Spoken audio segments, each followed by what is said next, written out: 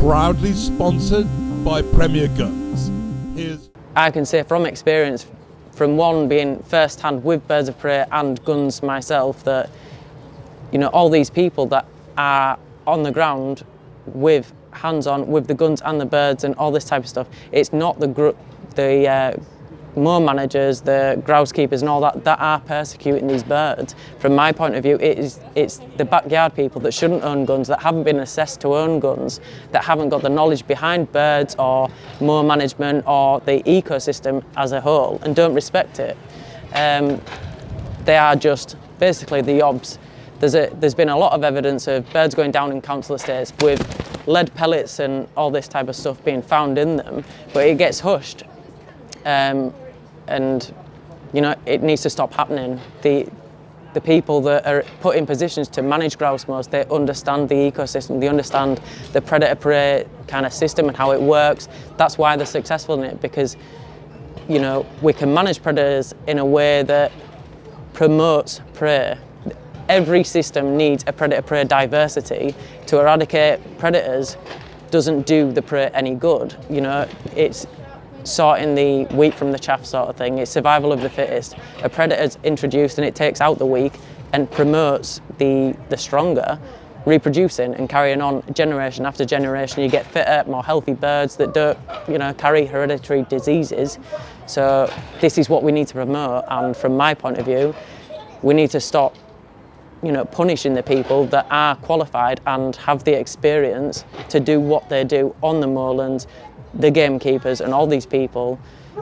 It's tarring the wrong people with the wrong brush, in my point of view. We are RFDs, we hold FAC, we do shoot, we do vermin control, we protect our own birds, we take out foxes if they come too close.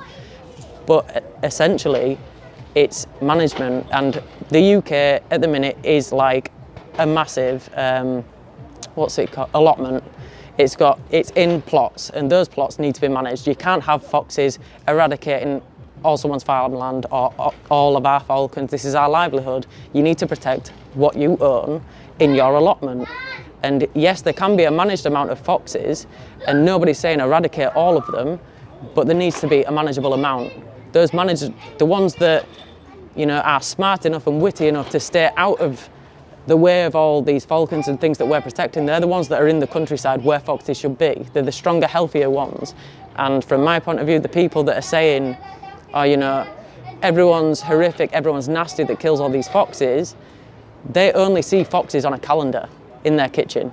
They see a fluffy fox and they don't see the mange-ridden things that run into the city and do all the damage, essentially.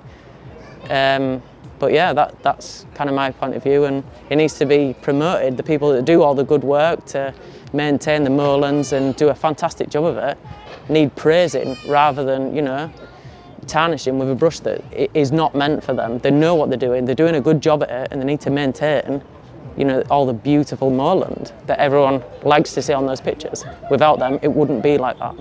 And they're not killing birds of prey to do. They are not killing birds of prey. They like seeing all these birds of prey. I know personally, firsthand, a lot of people that work on these moorlands, and they send me pictures regularly of all the birds of prey on there.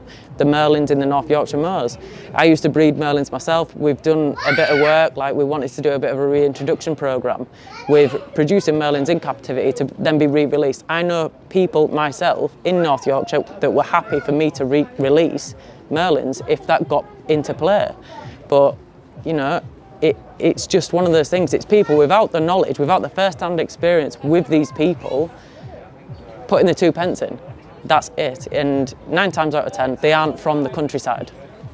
And I think people that are allowed a voice should have the experience of what they're talking about, not like shouting from afar and trying to dictate what the people that live on the ground should and shouldn't do. That's it. With Alex Sayer.